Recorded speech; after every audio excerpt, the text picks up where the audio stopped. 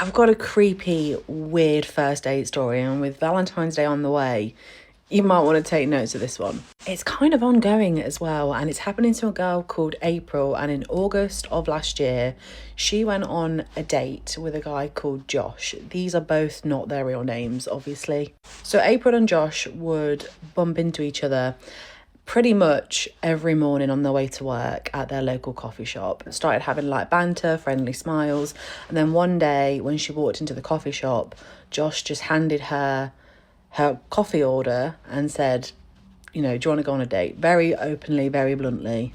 And she said, yeah, she was already on the dating scene and she kind of liked the in-person aspect of being asked out on a date because she was just used to like Tinder and apps. So that evening, Josh texted her really low-key saying like, we've done coffee, how about dinner? She said yes, they both agreed to go on the Friday, and he said, great, I'll come and pick you up.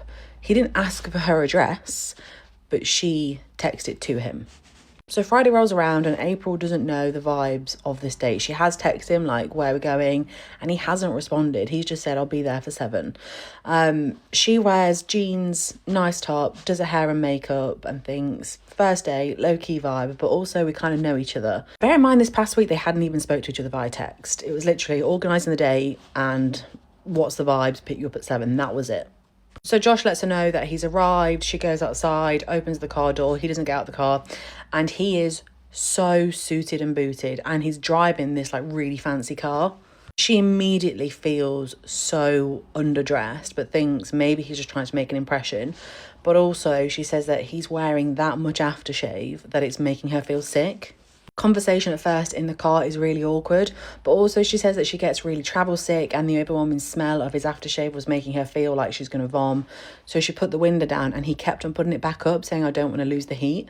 She said from that moment, she did not want to carry on the day because of how sick she felt and also how he didn't care. So they put up to this really fancy hotel, chauffeur takes his car away, that kind of vibe. And there's a Michelin star restaurant in this hotel. And she just says to Josh, like, I really wish you would have told me the vibe because I would have dressed up nicer.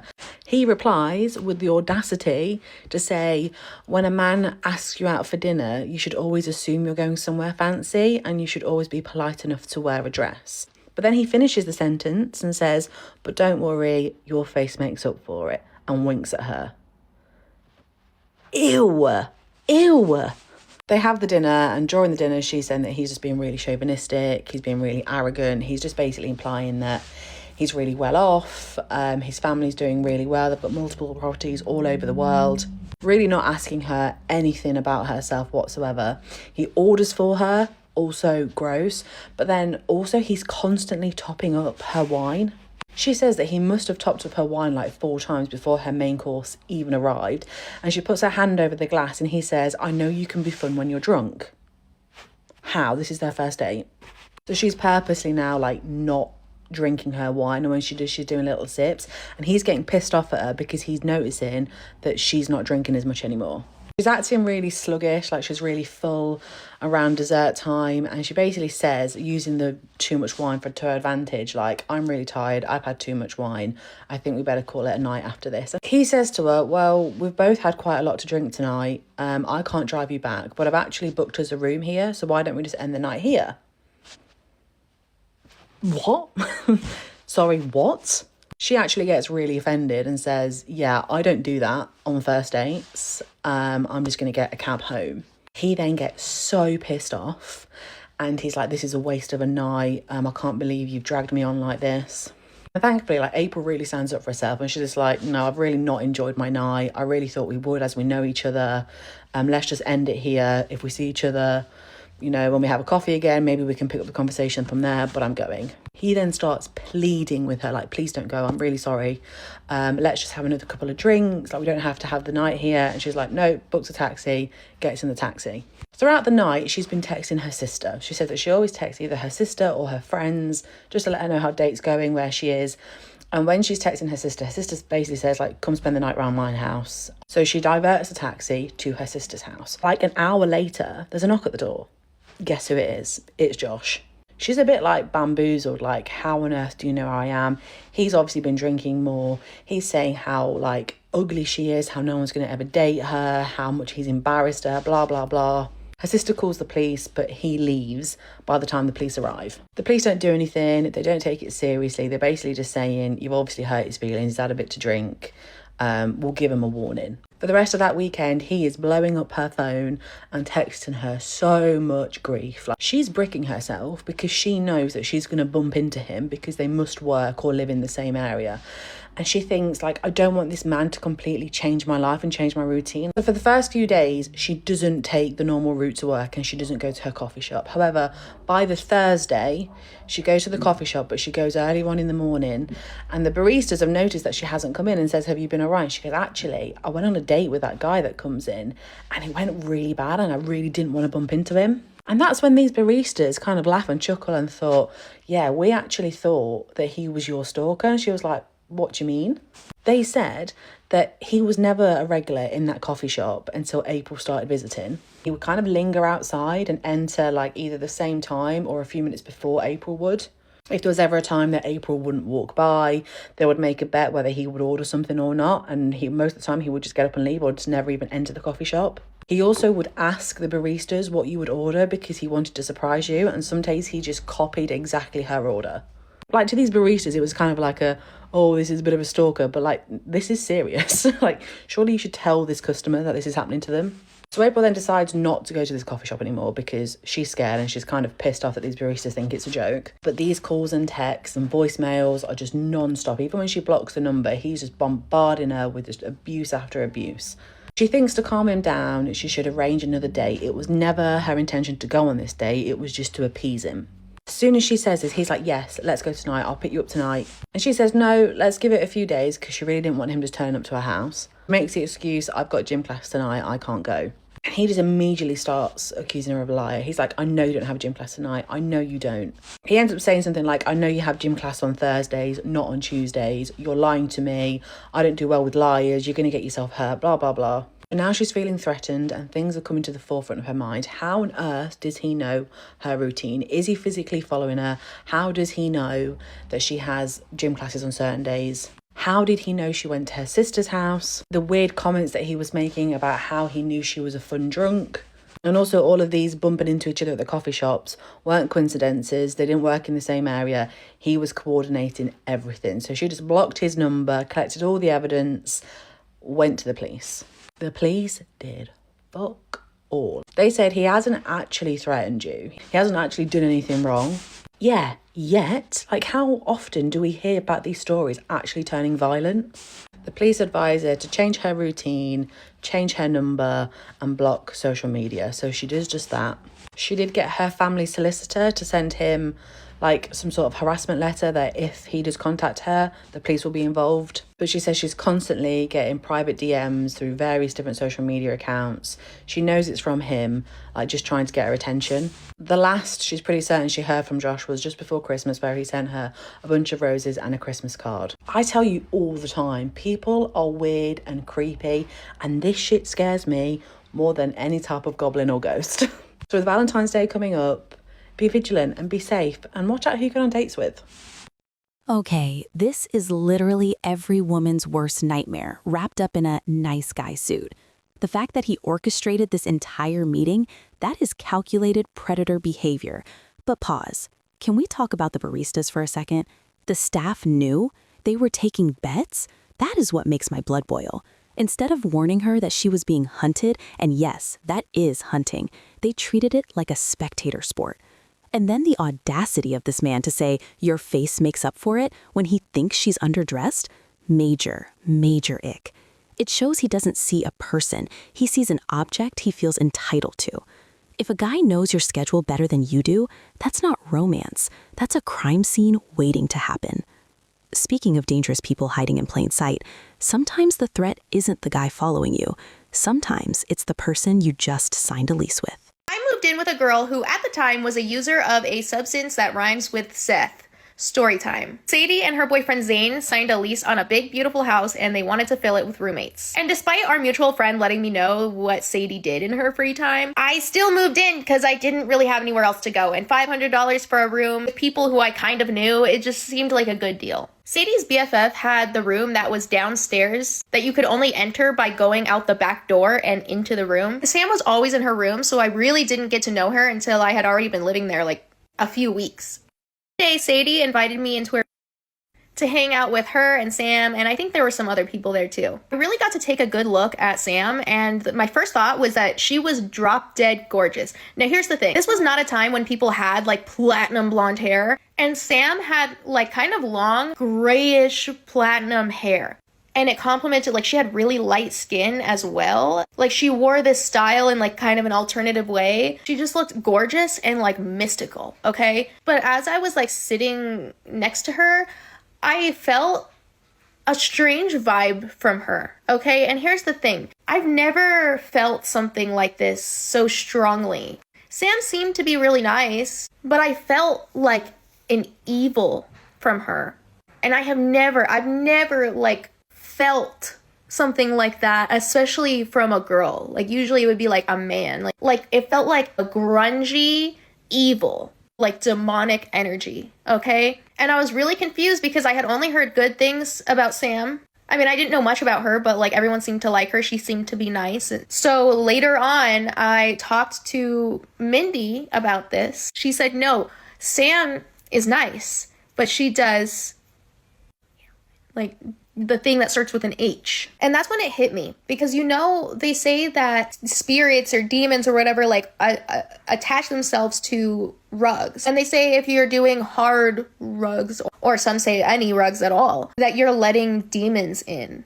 And now I believe that wholeheartedly. And here's the thing. I've been around a lot of rugs. I've done a lot of rugs, but nothing super heavy like that. So I feel like I was feeling like a demonic energy that was attached to Sam because she was doing that stuff. Back to reality. Sadie, she still seemed to be pretty normal. I wasn't seeing like any crazy erratic behavior yet. But it wasn't long until I started to see it. I started to see her spiraling, and it was what she was doing to this house that we were renting. Now remember, this is a beautiful 5-bedroom house, gorgeous, right? And the owners were, I know, like F landlords and stuff, but it was a nice immigrant couple from China, just like an elderly couple, right? And they were nice and everything. So the first thing is they said no pets. Okay, understandable. The upstairs had like super white, looked new carpeting, right? So Sadie didn't tell them that she had like 2 or 3 small dogs that exclusively lived upstairs on that carpet. And I would walk out of my room into the loft and just see piles of poop and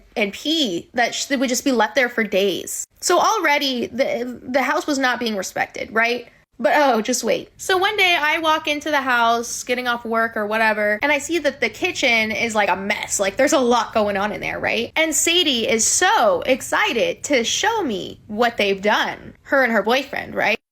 Taken all of the cabinet doors off so that you just see right into the cabinet with the shelves and all the dishes and food just exposed.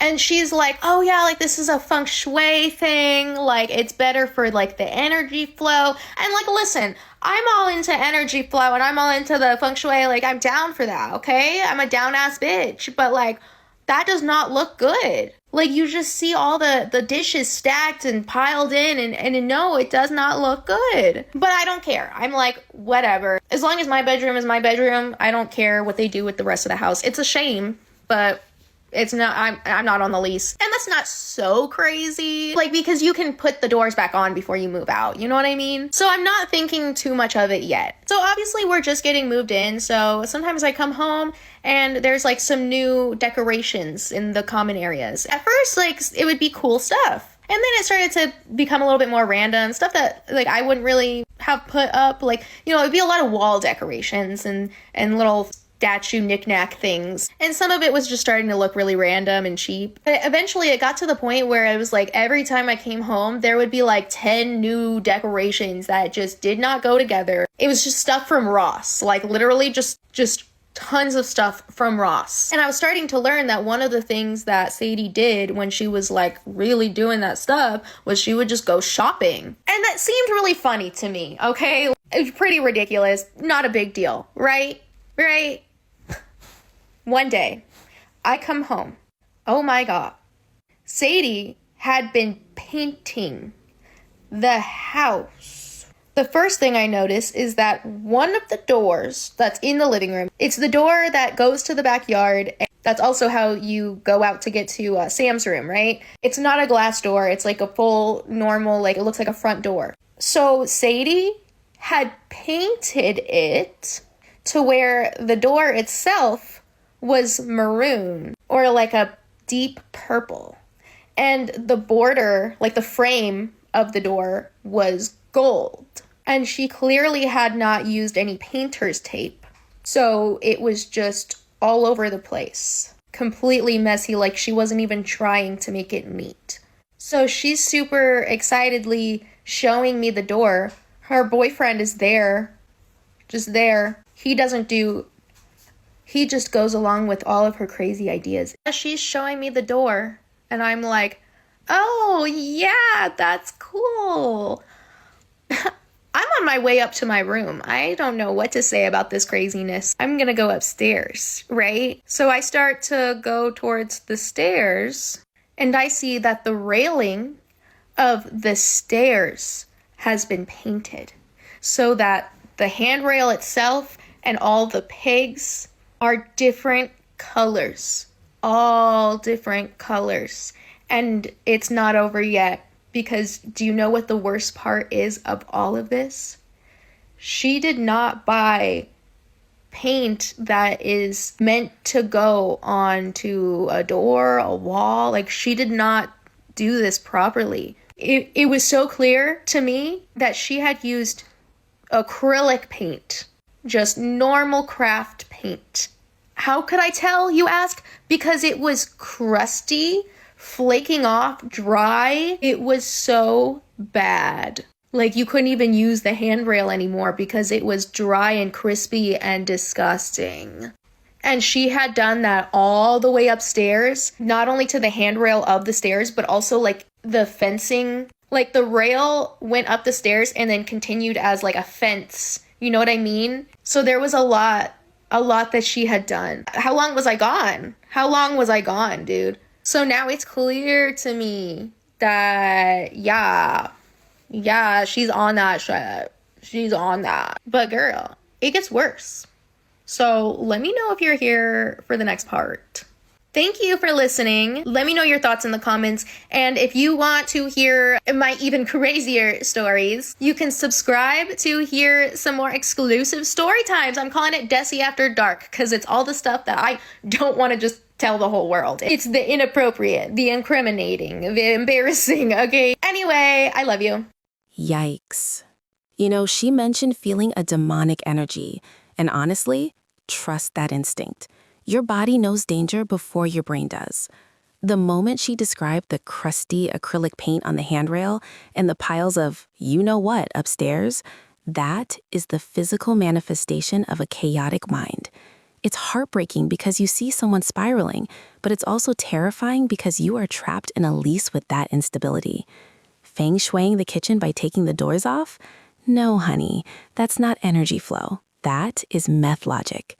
If you ever walk into a house and the vibe feels heavy or evil, just turn around. The deposit isn't worth your soul.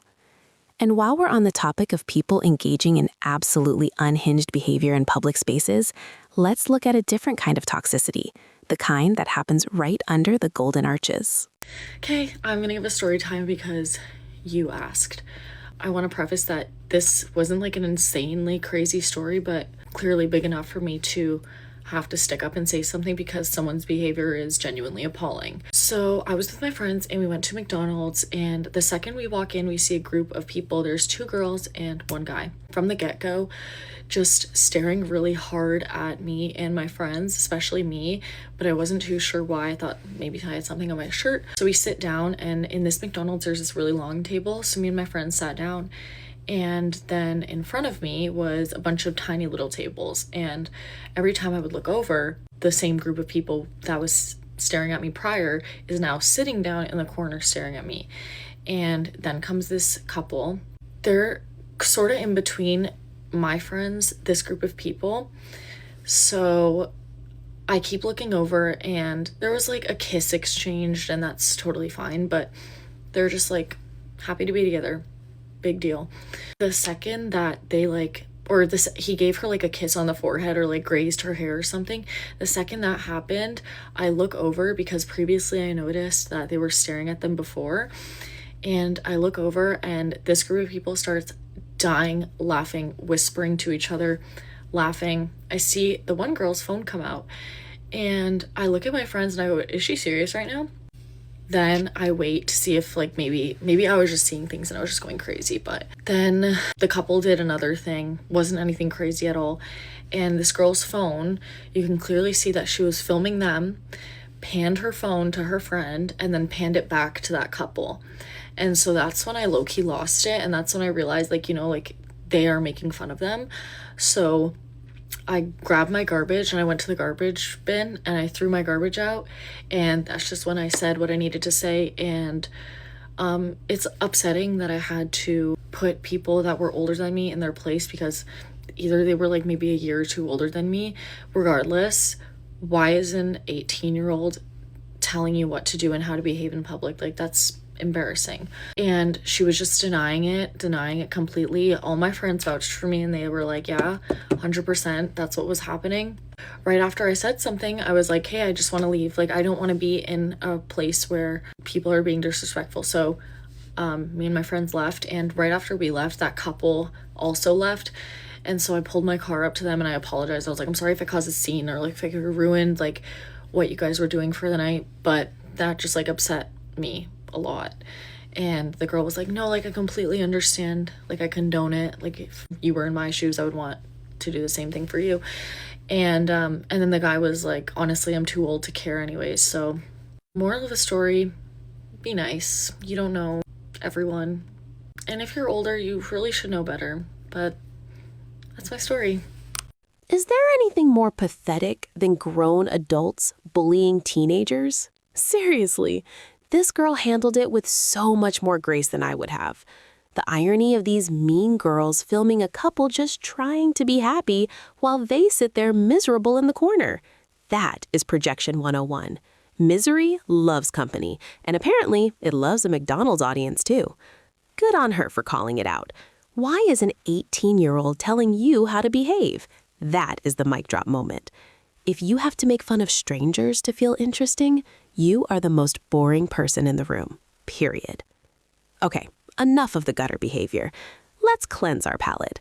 Let's go from McDonald's bullies to a world where the only thing being served is sushi, diamonds, and a whole lot of questions. Episode 19, My Month with a Billionaire. Get ready, guys, because the ending is not what you seems when you are thinking of a romantic date with this man. But you know what? Nothing is as it seems with the men that have money.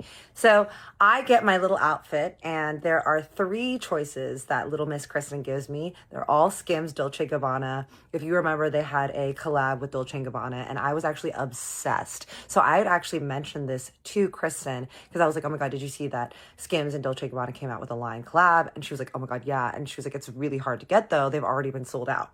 So here I am with 3 choices of the dresses that Harley procured somehow, and I was super excited. There was this option that was like the tight leopard print option. There was this tight black option, and then there was this long flowy with the high ass slit Angelina Jolie style leopard print version. And I tried them all 3 on, and the one I went with was this. I was like, I'm loving this leg, and me and Kristen were like, ee, we were so happy. Get changed, and I hear the ding ding of the downstairs, and it's old Mr. Harley coming in. I'm so excited. I'm already ready. Like, I have my hair all in waves and I put my makeup on. And so I run down the stairs in my little lubies that I had paired with them. If you remember, and you've been following my marriage story, Who the Hell is series, my ex-husband, Takis, had gotten me these beautiful Louboutins with little silver detailing. So I quickly clacked my way down the stairs, and I just see Jack coming in behind him, and I see Dana and Harley, and Jack is like, oh, well, hello, these are for you. And he's holding this big box of Venus de Flor roses. If you guys know, these are the roses that last for like a year or a couple years. And this is big bouquet of baby pink because he knew that I love baby pink. And he was like, oh, there she is. Are you ready for our date? I was like, absolutely. And he was like, okay, Jack, go put those in her room. And then I will just get changed really quick and then we'll go. I look at Dana, and Dana is literally carrying like 3 stacks of papers like this, some books, and she's wearing her glasses and her hair in like a little tight bun on the bottom. And she is looking like a schoolboy's wet dream of a school teacher that is going to dominatrix you, but also hurt you, but also you kind of like it, but also you're scared. And I was scared for sure. Dana goes, oh, so do you know where you guys are headed tonight?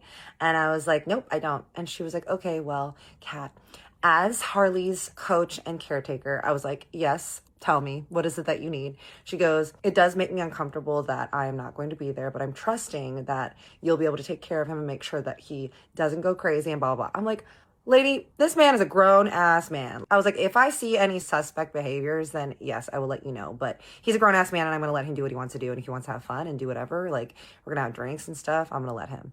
And she was like, okay, well, I'm just saying, like, just be careful. I'm like, all right, girl. I'm sitting in there waiting, and then Harley comes down like 5 seconds later, and he's wearing his signature black jeans, chrome hearts. These actually have white crosses on them. Little Gucci slides, his white t-shirt, and he throws on a blazer. And this time he changes out his glasses for a pair of Cartier glasses. I'm like, well, the man has something other than chrome. He's like, you ready? I'm like, absolutely. He's like, all right, you choose what car we take. And I was like, you know what? I know that we've been taking the Bentley a lot, and that's great. And he was like, I'm sorry that we can't go to the garage and get a different car, but the only cars that we have here are the Bentley, the Lambo, the Audi, and the BMW. I was like, let's take the Bentley. Like, it's a comfy ride. It's nice. Like, let's do it. He's like, okay.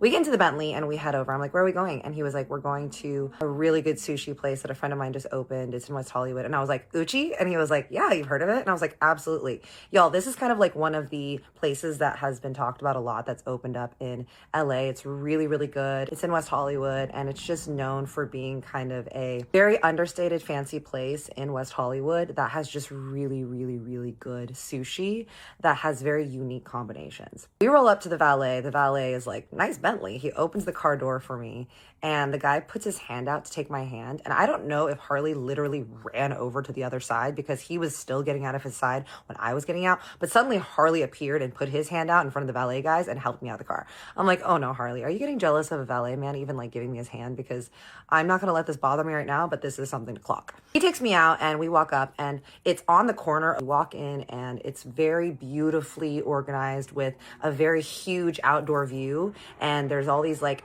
little booths, and the girls are like, hey, what's your reservation? He tells them, and we walk over straight over to this cute little booth. You walk in, there's all these little tables and areas. There's huge, like almost garage style opening windows that look to the outside to Santa Monica Boulevard.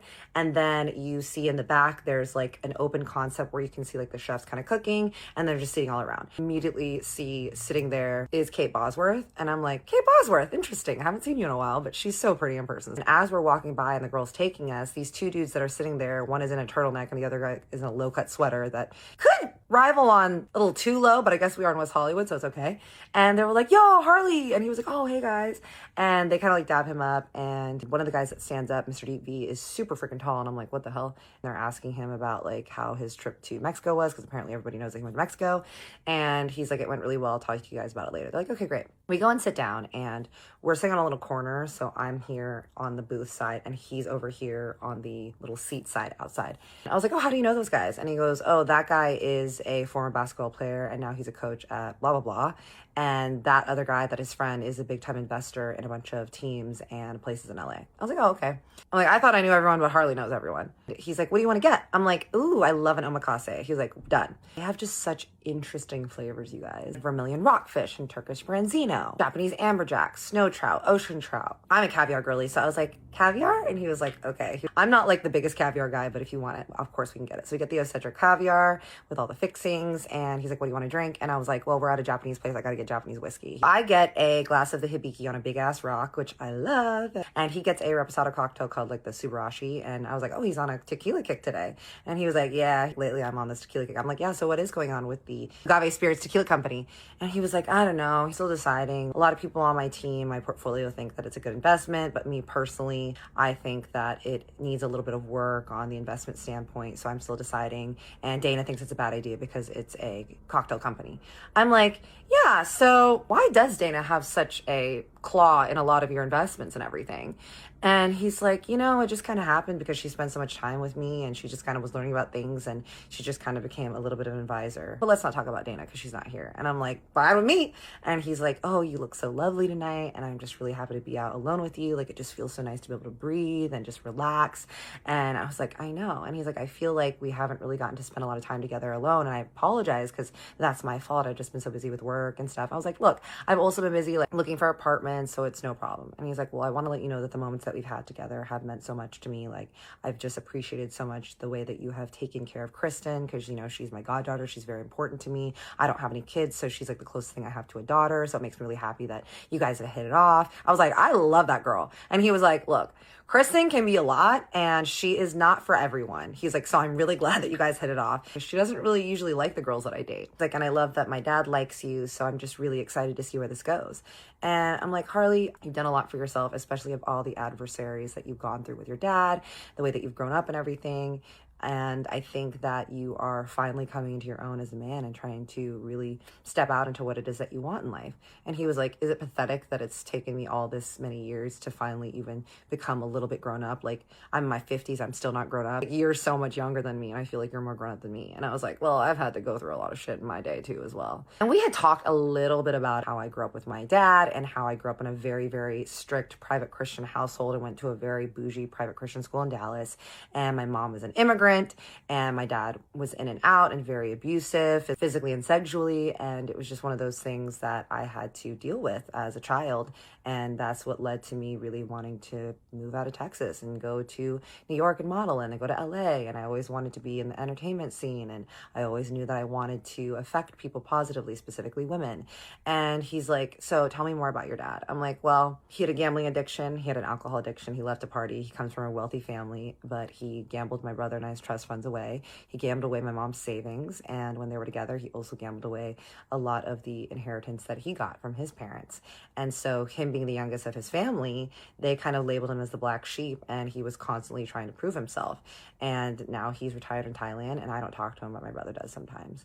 And he's like, so what kind of abuse was it? And I was like, well, all the types that you can think of. And he was like, I'll kill him. And I'm like, yeah, that's usually a response. And he's like, but how is it that you seem so assured and everything? I'm like, look, I have done a lot of therapy, a lot of EMDR. I've been through a lot of things in my life. I think that's why I have such a positive outlook, because I'm like, look, if I can go through literally the worst thing, I can get through anything. He was like, it makes me feel like maybe my situation isn't as bad. I was like, look, perspective is everything, Harley. So I understand. Tell me about your marriage and everything. And he's like, well, we were high school sweethearts. And then I started getting into the party scene. And when we were together, I just realized I didn't want to be married. Like, I married her because I thought I was going to lose her at some point, and I thought that was what I was supposed to do, and I thought that I was probably going to have kids and everything, and I just decided I wasn't ready to be a dad. I didn't want to have kids, and I wanted to party, so we had all these little sexy parties, and I just wasn't ready to grow up. When I got with my ex-girlfriend, and I thought maybe I am ready to grow up, she wasn't really ready to grow up in a lot of ways because she always wanted to party, and it exacerbated me wanting to party,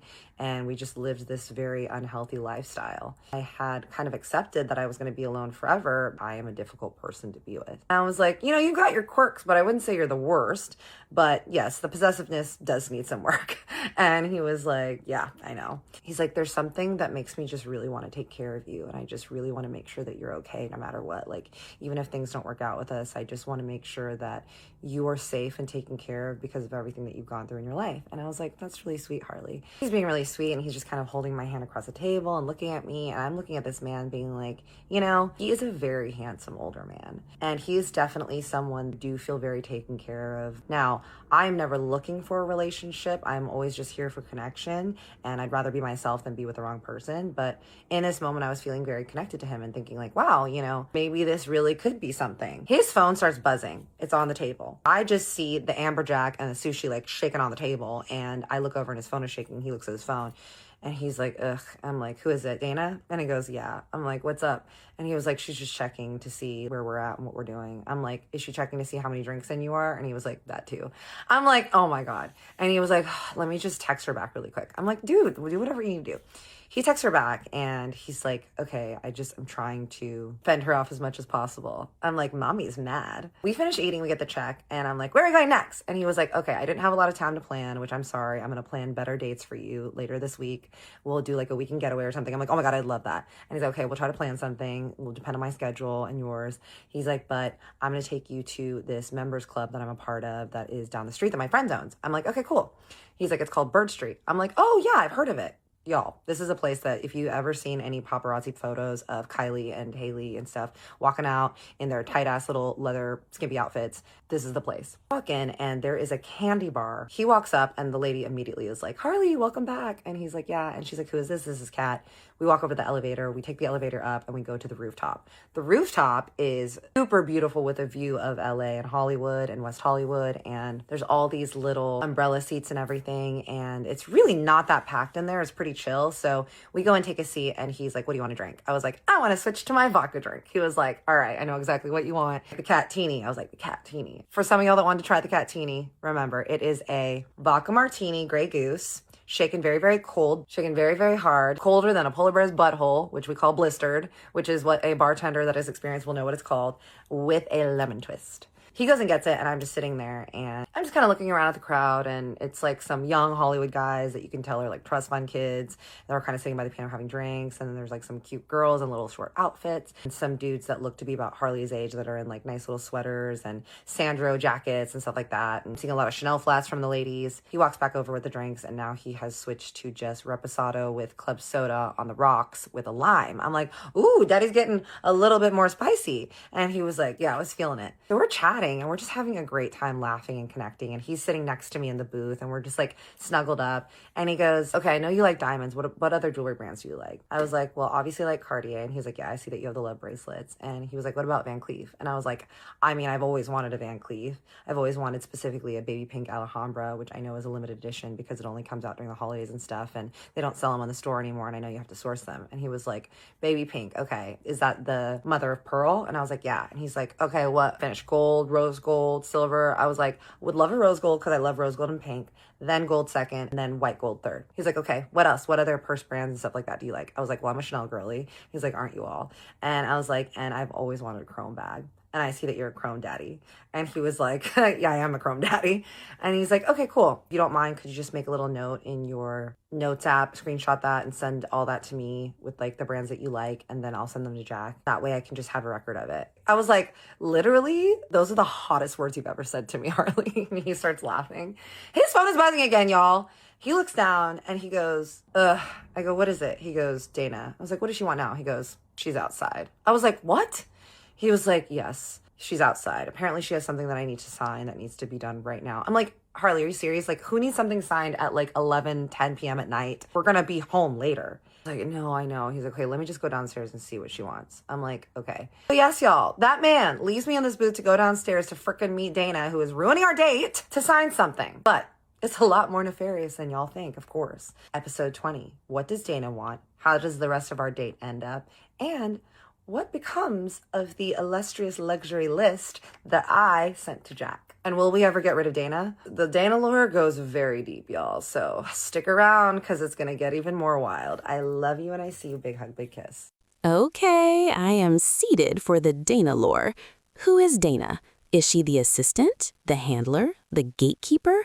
This entire date feels less like a romantic connection and more like a business merger. I mean, he's asking her to make a list of luxury brands she likes, Chanel, Van Cleef, Chrome Hearts, and screenshot it? That is transactional with a capital T. It's giving Pretty Woman, but with more paperwork. And look, I'm not judging the hustle. If you want the bag, get the bag. But leaving a date at a private club to go sign papers with Mommy Dana downstairs? That man is not in charge of his own life. It's glamorous, sure, but it also feels exhausting. But see, that's the extreme end of dating. Most of us aren't dealing with billionaires and handlers. We're dealing with the agony of the talking stage and the absolute delusion that comes with it. I want to start by saying I know I'm ridiculous, okay? So I matched with this guy on Facebook Dating, and as I mentioned in my last video, Facebook Dating is not specific to your location. It shows you people from all over the United States. I have gotten some people in Canada. It definitely is not specific to your location. So I matched with this guy who lives in a different state. We've only been talking for 3 days and I'm already crashing out over him. And this is my problem. He has made it clear, which words do not mean anything to me at this point until they prove it with their actions. But allegedly, he is also looking for a long-term relationship. Long distance doesn't bother him. He's able to relocate because of work. These are all things that he has subtly hinted at. But we've been talking consistently for the last 3 days. No phone call or FaceTime or anything like that yet, but this is kind of where I want your advice. Do I just keep talking to him and then wait for him to kind of initiate a phone call or a FaceTime? Do I need to initiate that? Do I just keep texting and texting and texting until I don't know when? In the past, when I've had similar situations, I definitely am like, hey, do you want to FaceTime? Hey, do you want to talk on the phone later tonight? And then kind of bringing up, so do you think you would ever actually visit? Or trying to draw clear boundaries, I don't want to just text you for no reason. Are we genuinely trying to get to know each other here? But on the other hand, I don't want him to feel like I'm rushing anything or pressuring him into anything. But I just want it to be clear, I don't want to just text you for no reason. The 3-day crash out. That's what we're titling this. I know I'm probably thinking way too far ahead and I just need to live in the moment, enjoy talking to him, but I do feel like it's different when they don't live in the same city as you. Because if he lived in Kansas City, I would give him a couple days to initiate a date, and if he didn't, I would stop talking to him. But obviously that's not possible when you don't live in the same state. So do we just talk and get to know each other for a long time and then plan a trip? But what do you think I should do? Girl, I feel this in my soul. The 3-day crash out. We have all been there. You match, you text for 72 hours, and suddenly you're planning the wedding and wondering if he's okay with relocating. It is hilarious, but it's also so real because we are starving for connection. The anxiety of, do I call, do I text, is he real, is universal. My advice, if he wanted to, he would. But also don't beat yourself up for caring. It's okay to be excited. Just keep one foot in reality so you don't trip when the ghosting happens. But sometimes, getting too close to someone too fast doesn't just lead to heartbreak. Sometimes it leads to a discovery that makes you wish you never met them at all. Story time about how I found out I had a pervert for a freaking brother. All right, so this happened in 2018. At the time, I was about 23 years old and he was in his 30s, maybe 34 or somewhere around there. Okay, so I grew up an only child. My dad has several kids that I met later on in life. Okay, so I'm talking to my sister and she tells me we just found out that dad has another son. He lives in Texas, in Dallas, Texas. I'm like, what? I had never heard of this. And mind you, I'm the youngest of everybody. I have a brother that's damn near 50 right now. So, and my dad, he's in his late 60s. So anyway, my sister connected with him, I think through our dad.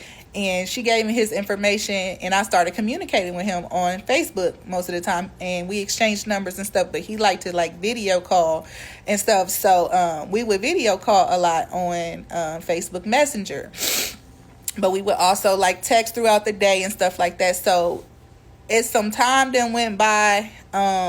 We're talking a lot and we're really bonding because he was an only child like me. And I guess he wanted siblings as bad as I did. I always longed for that sibling, bond. Even though I have siblings, it's not the same as, when you grow up with them. And I always wanted an older brother. So I was excited. He was excited. Everything's going good.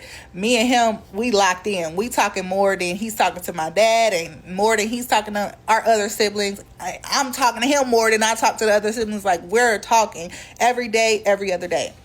Okay, at the time, I was always working. I had 2 or 3 jobs. Kept the job, baby. Kept one. Kept a couple. You hear me? So one night, he called me in the middle of the night, and I was asleep, baby, because I don't play. I goes to work, okay? So in the morning when I woke up, I texted him. I'm like, hey, are you good? Because he called me like 2 or 3 times. And I was just like, I was asleep. Like, I usually am not up around those times at night because I be working. And, you know, he was like, no, I just wanted to talk to you. Just wanted to see what you was doing.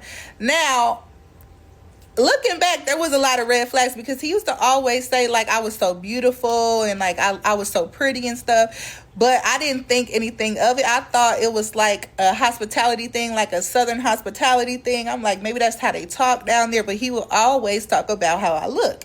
But he would say it about my sister, too. He's like, I got some pretty sisters. Like, I can't believe this. Like, he was excited that we wasn't ugly or, like, busted or something. So I'm like, okay. Okay, so he called me in the middle of the night. I told him I really don't be up late at night. So I told him, you know, I'm actually getting ready for work, so I'll call you later. Cool. I go on about getting ready, get to work, whatever, get settled in. At the time, I'm working for a call center, high volume. It's cracking in there, okay? I'm boom, boom, boom, boom, boom, back to back. So I'm not able to look at my phone, but he's calling me. I think he called me twice, and he was texting me. Oh, no. No. This started out so sweet, finding a long-lost sibling, that bond of being an only child, and then it just took a nosedive into Sweet Home Alabama territory.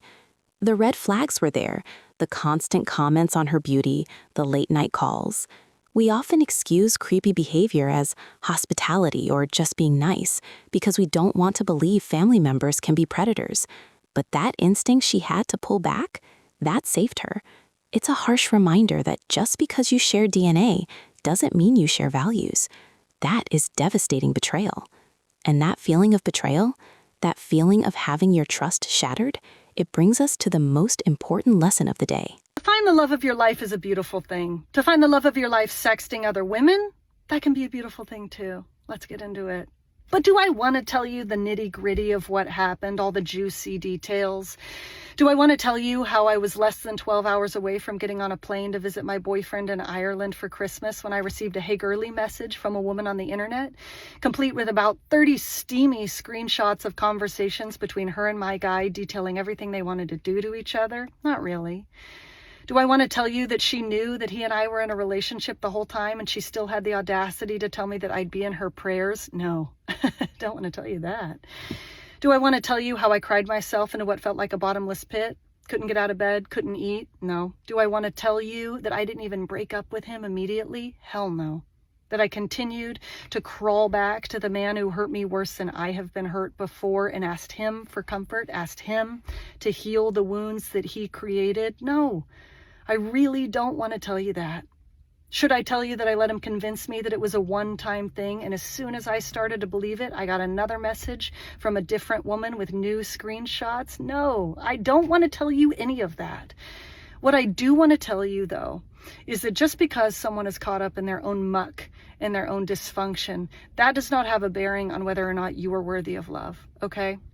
You deserve peace. You deserve security. You deserve comfort. You deserve honesty. And I hate to tell you this, but you're not always going to get that from someone else. So when they show you that they're more interested in protecting the nasty parts of themselves than they are in protecting you, let them have that. See where that gets them. Or better yet, don't even fucking watch, because it's not about them. It's about you. And you can be thankful that the love you felt was real, because whether or not it was reciprocated in the way that you would have hoped, love changes us.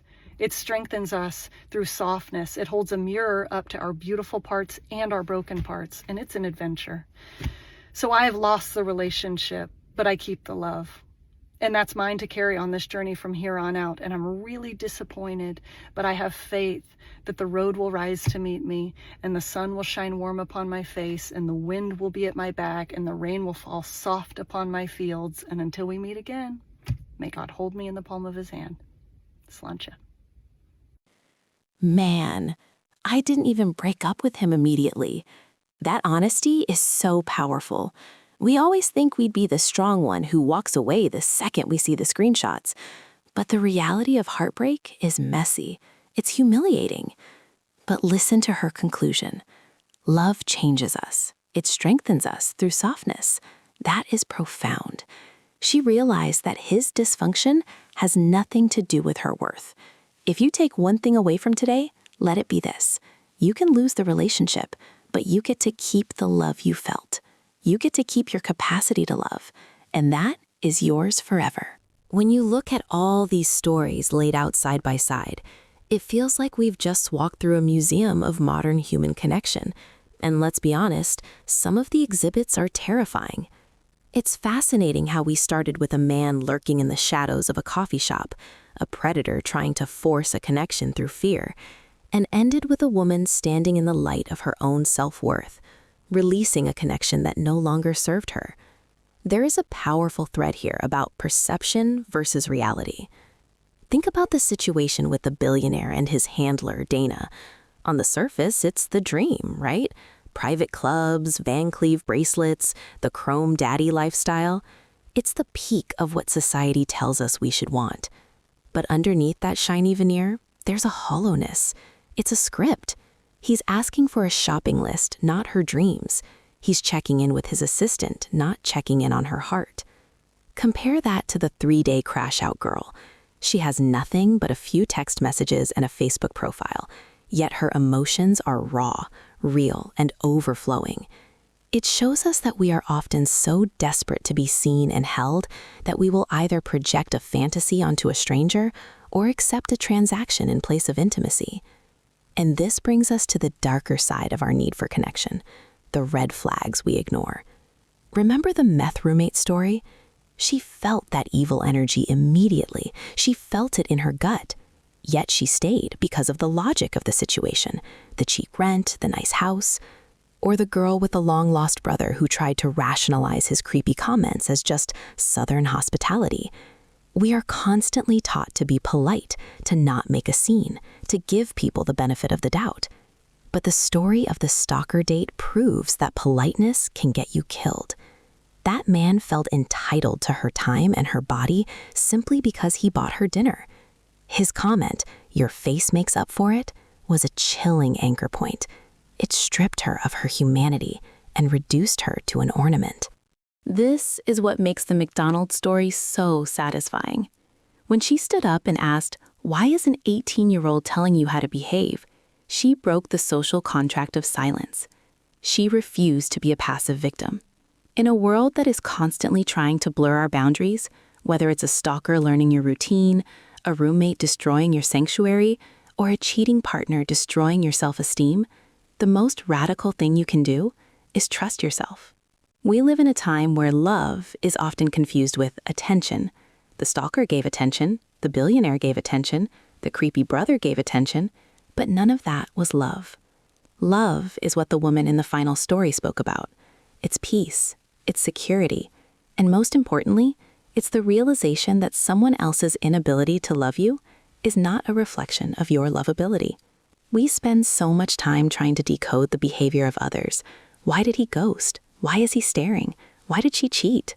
When the only code we need to crack is our own intuition. So as we close this out, I want you to think about the connections in your life. Are they transactions? Are they projections? Or are they bringing you that sunshine warm upon your face kind of peace? It's easy to judge the people in these videos, to laugh at the delusion or be horrified by the grime, but we are all just navigating this messy, beautiful, dangerous thing called human connection. Don't let the fear of the stalkers keep you from the beauty of the softness. But also, for the love of everything holy, if your roommate starts painting the handrails with crusty acrylic paint, move out. What is the biggest red flag you've ever ignored because you wanted to see the best in someone? Let's talk about it in the comments below. Stay safe, stay smart, and I'll see you in the next one.